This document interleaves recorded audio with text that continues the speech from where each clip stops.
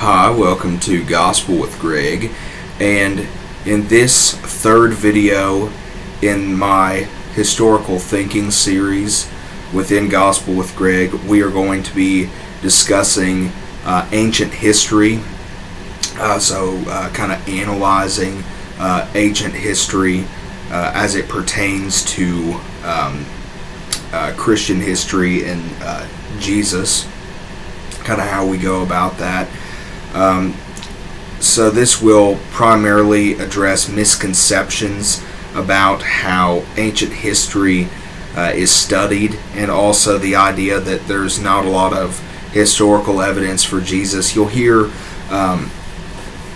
some people voice that. They'll say that there's not a lot of evidence for Jesus' existence or some of the things the Bible says he did. A lot of this comes from just not understanding how ancient history and the study of ancient history works. So our learning objective for this video is identifying misconceptions about studying ancient history and to kind of learn the truth of the matter of how that works. So first of all, we're going to look at kind of a timeline, a brief timeline to kind of just know what we're dealing with here when we talk about ancient history. This is really defined by the beginning of ancient history is really defined by the invention of writing.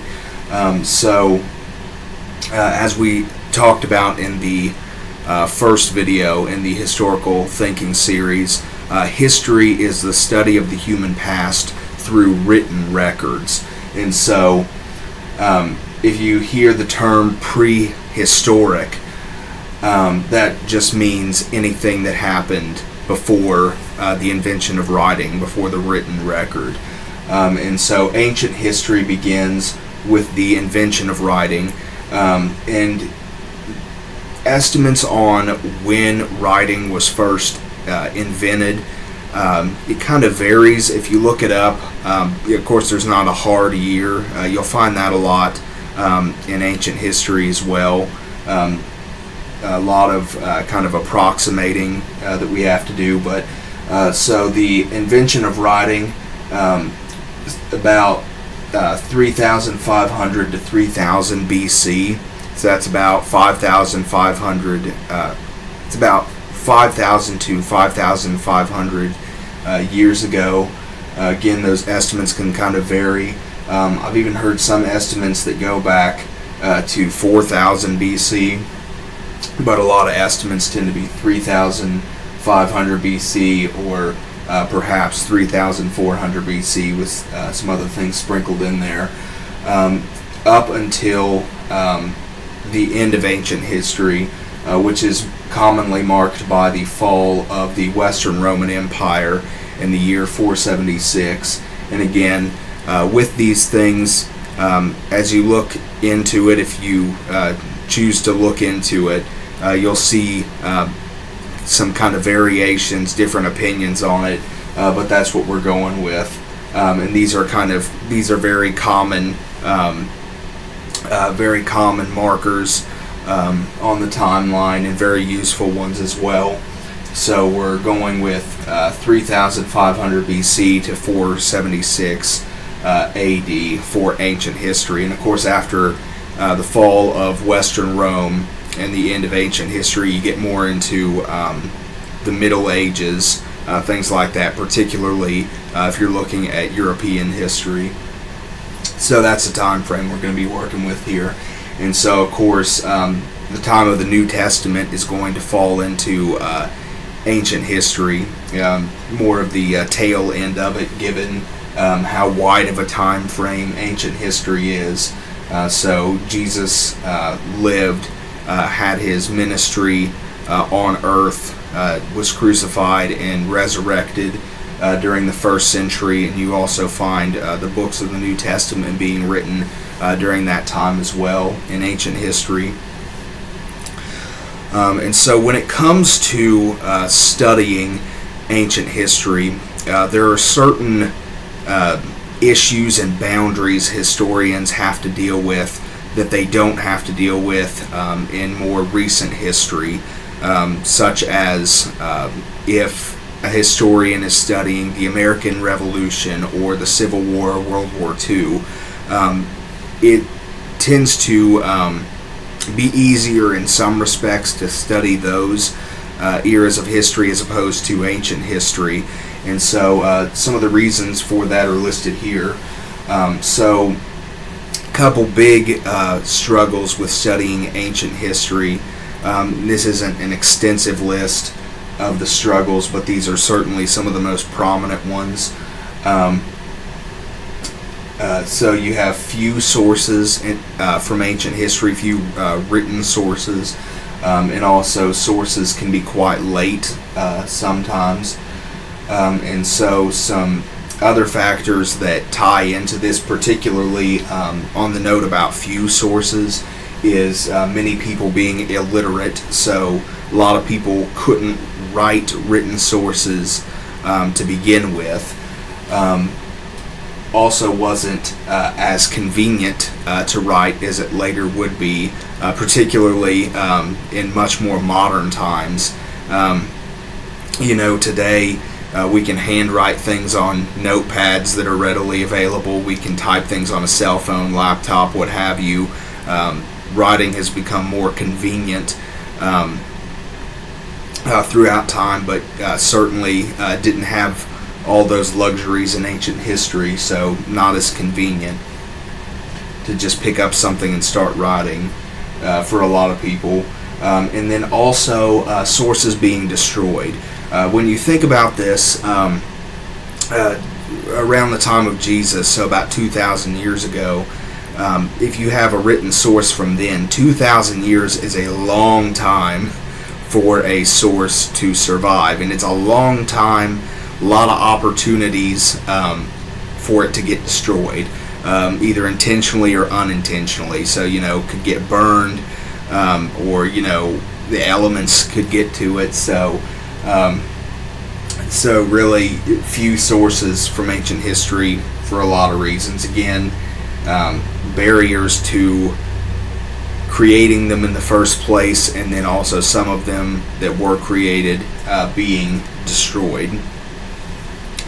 And so we have to keep all this in mind when we study history pertaining to Jesus. We can't look at this from the perspective of, again, say, American Revolution, Civil War, World War II, where written sources were more abundant. So we have to keep this in mind, and ancient historians do when studying ancient history. They're unfortunately forced to have to work with these limitations. So they tend to have to work with very few sources just because they're not available. And so we have to keep that in mind when studying Jesus. If hypothetically, if we did see very few sources about Jesus, that wouldn't be atypical for history pertaining to ancient history, just because that's how it was. However, when we look at Jesus in history, the written records of him, we actually see quite a few sources on Jesus in the context of ancient history. So with the New Testament, there are 27 New Testament books written by multiple authors about Jesus, different people that wrote about him from different backgrounds. So you have disciples and Paul and James, and I discuss this more in some other videos, like historical accuracy for the New Testament, historical evidence for the resurrection, my historical methods video on sources. This is going to have a lot of parallels to that video in particular, but when we look at the New Testament, an important takeaway is it's not just one book. There were multiple people that contributed to that.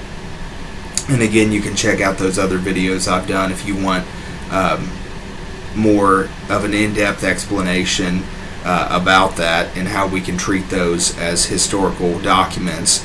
Because again, when you look at how few sources there were in ancient history, I don't think we should just take a collection of 27 sources and just throw them in the garbage, basically. You know, that's quite significant to have that many about one person in ancient history. But there are also sources on Jesus outside of the New Testament as well by non-Christians from ancient history. And so just a specific figure is there are 11 sources about the crucifixion of Jesus alone. And you know, there are more sources that talk about Jesus in general than even those 11, but we have 11 different sources from ancient history that talk about the crucifixion of Jesus, and that's quite spectacular, since there were some even you could say prominent and important figures in ancient history that only have one source about them, so that's very significant. Along with multiple sources about Jesus, we also have early sources on Jesus. So again, that's important to remember in the context of late sources in ancient history. So we have the four Gospels dated as being written between 72 and 95 AD. Is kind of later estimates. Some people will debate the specific dates for when they were written. Sometimes people put them earlier, but those are some later estimates. So a few decades after Jesus was crucified, in about 30 AD. We also have the letters of Paul. Paul died in 65 AD, so his writings would have been written between that and when Jesus was crucified, so that's within 35 years. And then there are creeds, early Christian creeds that were written even before what Paul wrote, and those can be dated quite early, within just a few years. And so that's quite significant when you look at how late sources can be for other people in ancient history. So for instance, with the four Gospels,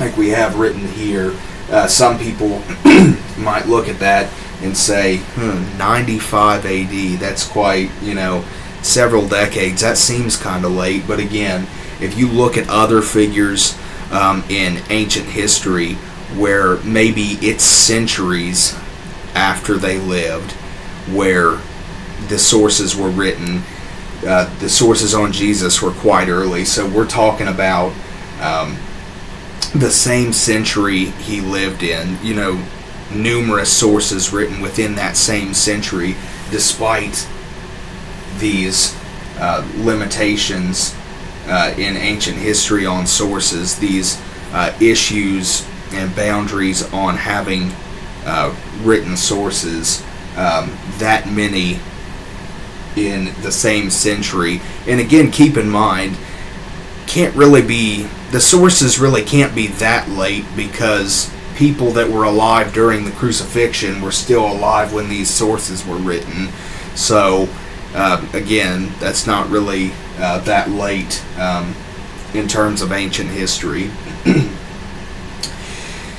And so when we take this into consideration and we think about kind of reasons why people will reject Jesus and evidence for Jesus, is that many people reject evidence for Jesus because of miracles mentioned in the sources. But we must remember historical context. So I mentioned that in the video on Christian historians in this series. Talked about the issue of bias and how, you know, atheist historians can come with their biases and assumptions to issues like this of just assuming miracles can't happen first. So we have to keep that in mind as well. Is it really fair to just reject evidence for Jesus because there are miracles in the sources? But even if someone does want to hold on to that bias, we have to consider the sources on Jesus aren't the only sources from ancient history that mention the divine and miracles and things like that. There were other sources as well in ancient history that mention these things. The sources that talk about Jesus weren't a one-off in terms of mentioning the miraculous. And that kind of raises the question for people that want to throw out all the sources on Jesus because they have miracles in them. If you're studying ancient Greek history or ancient Roman history, do you throw out, evidence for them because they mention Greek gods or Roman gods? It's important to think about that. Do we have that kind of same mentality of we can't use all these different sources when studying the Greeks and the Romans because it talks about Zeus, or it talks about miracles or divine intervention, and so it's not really an equal or fair standard to say, oh no, we can use those sources that mention those things when studying any other culture, but as soon as it's early Christianity, as soon as it's Jesus, no, can't use it because it's got miracles in it. No, that's not a fair standard. It has bias in it, and it's doesn't really keep historical context in mind of, that's kind of just how a lot of people kind of came to the table with that perspective of miracles and the divine. And so we can also look at the theological claims of Christianity and think about what should we expect to see in the historical record if those things were true. And we see some very compelling things when we do that. So there are some scripture references at the bottom here. So starting in John 21:25, we see, and there are also many other things which Jesus did, that which, if they should be written every one, I suppose that even the world itself could not contain the books that should be written. So, in this verse, we are told that Jesus did many amazing, miraculous things, and that ties into the Christian claim of Jesus' divinity. So, if what John says is true about Jesus, we should expect to see an unusually high number of sources about Jesus in ancient history. Despite the fact that it was ancient history, we should see a high number of sources. Well, like we said here, we do see an unusually high number of sources about Jesus, considering the fact that it was ancient history.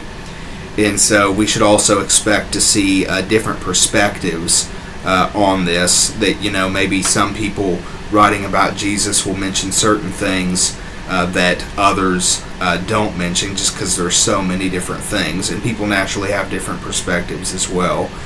And so we do see that, and that kind of comes into play when people try to say that the New Testament has contradictions in it.